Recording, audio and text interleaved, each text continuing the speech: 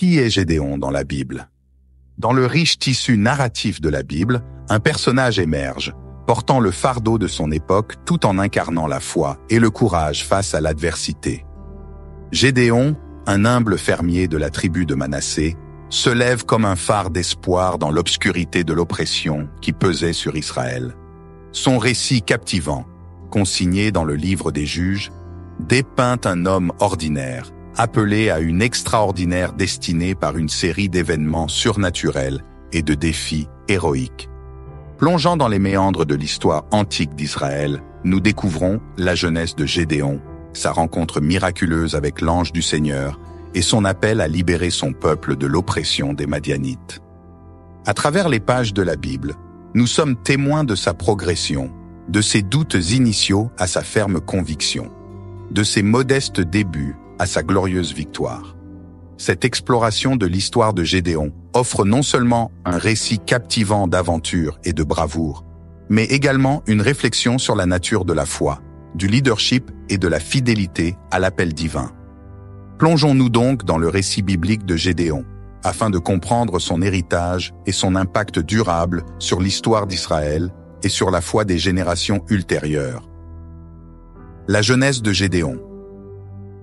Dans les méandres de l'histoire antique d'Israël, la jeunesse de Gédéon se dessine comme une toile de fond pour comprendre sa destinée extraordinaire. Issu d'une famille humble de la tribu de Manassé, Gédéon grandit dans une période tumultueuse où les habitants d'Israël sont opprimés par les Madianites. Cette oppression était telle que les Israélites étaient contraints de se réfugier dans des cavernes et des abris pour échapper au pillage incessant de leurs ennemis. Malgré ce climat d'incertitude et de peur, Gédéon se distingue par sa force intérieure et son sens de la justice. Comme beaucoup de jeunes de son époque, il est appelé à des tâches quotidiennes de subsistance, travaillant sans relâche pour assurer le bien-être de sa famille dans un environnement hostile. Cependant, c'est dans ces circonstances difficiles que la destinée de Gédéon prend un tournant décisif. Un jour, alors qu'il s'adonne à ses activités habituelles de battage du blé dans un pressoir, l'ange du Seigneur lui apparaît soudainement. Cette rencontre divine marque le début d'une nouvelle ère pour Gédéon, car l'ange lui confie une mission audacieuse, celle de libérer Israël de l'emprise des Madianites et de restaurer la gloire de son peuple. Ainsi, la jeunesse de Gédéon se révèle être le terreau fertile, où germe la graine de sa destinée, où l'ordinaire se transforme en extraordinaire sous l'impulsion d'une rencontre divine. Cette rencontre avec l'ange du Seigneur marque le point de départ d'une aventure épique qui allait façonner l'histoire d'Israël pour les générations à venir. L'appel de Gédéon. L'appel de Gédéon à une mission divine représente un moment pivot dans son récit, caractérisé par des doutes initiaux et une transformation progressive de sa foi en action. La rencontre avec l'ange du Seigneur ne se limite pas à une simple révélation, mais elle éclaire également la voie de Gédéon vers son destin. Au début, Gédéon exprime des doutes et des questions sur la validité de l'appel divin. Étonné que l'ange l'ait choisi, lui qui se considère comme le membre le plus insignifiant de sa famille, Gédéon interroge l'ange sur la situation difficile dans laquelle se trouve Israël et sur la validité de l'appel qui lui est adressé. Il exprime ses doutes quant à sa propre capacité à mener à bien une telle mission, mettant en avant sa position modeste au sein de sa tribu. Cependant, malgré ses hésitations initiales, Gédéon se soumet finalement à la volonté divine. Il accepte la mission qui lui est confiée et prend des mesures pour répondre à cet appel. Son premier acte de foi consiste à obéir à l'injonction de l'ange en érigeant un autel au Seigneur et en offrant un sacrifice. Cet acte témoigne de sa reconnaissance envers Dieu et de son engagement envers la mission qui lui a été confiée. En outre, l'ange lui donne un signe pour confirmer son appel divin.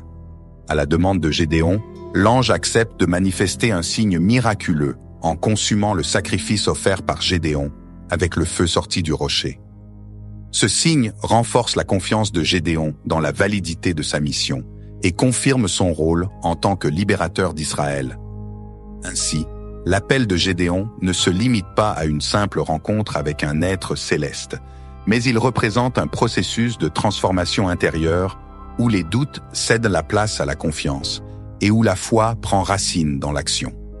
Cette étape marque le début de la montée en puissance de Gédéon en tant que leader et héros de l'histoire d'Israël. La victoire de Gédéon. Gédéon rappelle au peuple que ce n'est pas lui, mais Dieu seul, qui mérite l'honneur et la louange pour la victoire remportée contre les Madianites. Il décline toute ambition royale et affirme que Dieu règne seul sur Israël. Cependant, malgré son refus de régner en tant que roi, Gédéon reste impliqué dans les affaires d'Israël en tant que juge et chef spirituel. Il continue à jouer un rôle important dans la consolidation de la paix et de la stabilité dans la région, et son autorité était respectée par les Israélites. Un épisode controversé de son règne survient lorsqu'il autorise la fabrication d'un éphod en or, un objet de culte, avec les bijoux pris comme butin de guerre. Bien que cette décision puisse sembler discutable, elle témoigne de la complexité du leadership de Gédéon et de sa tentative de maintenir l'unité religieuse du peuple d'Israël. En fin de compte, le règne de Gédéon en tant que juge d'Israël illustre son dévouement envers Dieu et son peuple, ainsi que sa capacité à exercer un leadership équilibré et juste. Son refus de devenir roi souligne sa conviction que Dieu seul doit régner sur Israël.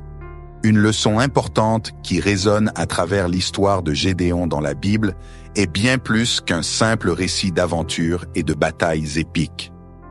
C'est un témoignage intemporel de la manière dont Dieu peut utiliser des individus ordinaires pour accomplir des exploits extraordinaires, à condition qu'ils soient disposés à répondre à son appel avec foi et obéissance. À travers les épreuves et les triomphes de Gédéon, nous découvrons des leçons précieuses sur la nature de la foi, du leadership et de la fidélité à la volonté divine. Sa jeunesse modeste et ses doutes initiaux nous rappellent que Dieu choisit souvent les plus improbables pour accomplir ses desseins, démontrant ainsi sa puissance à travers notre faiblesse.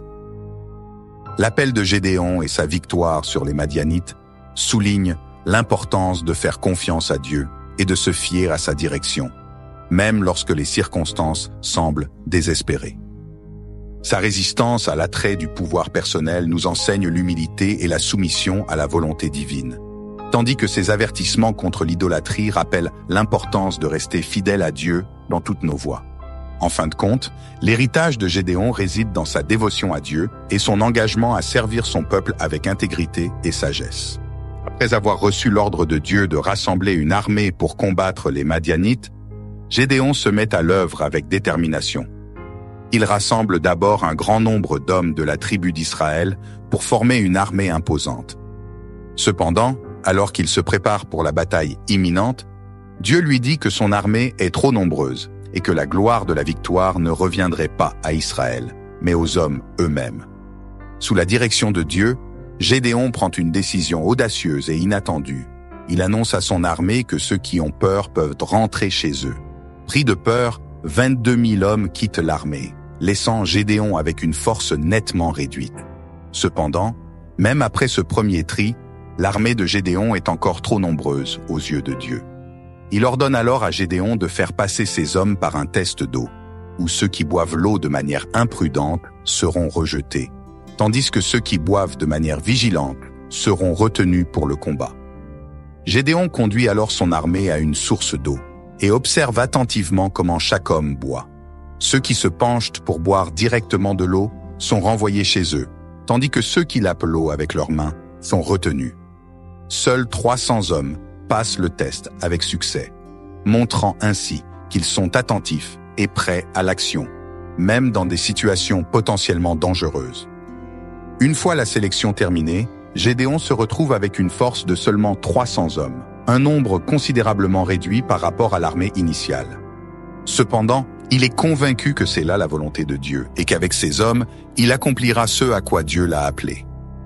Ainsi, la sélection des guerriers par Gédéon est un exemple frappant de sa confiance en la direction divine et de sa capacité à suivre les instructions de Dieu, même lorsque celles-ci semblent contraires à la logique humaine. Cet épisode illustre également la nécessité d'avoir des hommes prêts à agir avec détermination et vigilance dans la bataille spirituelle pour laquelle ils sont appelés. Son exemple continue d'inspirer les croyants à travers les âges, les encourageant à persévérer dans la foi et à se tenir ferme dans l'accomplissement de la volonté de Dieu, quelles que soient les circonstances. Ainsi que l'histoire de Gédéon dans la Bible nous inspire et nous motive à suivre son exemple de foi inébranlable, de courage et de détermination à travers les défis de la vie, sachant que celui qui a appelé Gédéon est aussi fidèle aujourd'hui pour nous guider et nous fortifier dans notre propre voyage de foi. Bien que la Bible soit la principale source d'informations sur l'histoire de Gédéon, plusieurs ouvrages peuvent enrichir notre compréhension de ce personnage biblique et de son époque.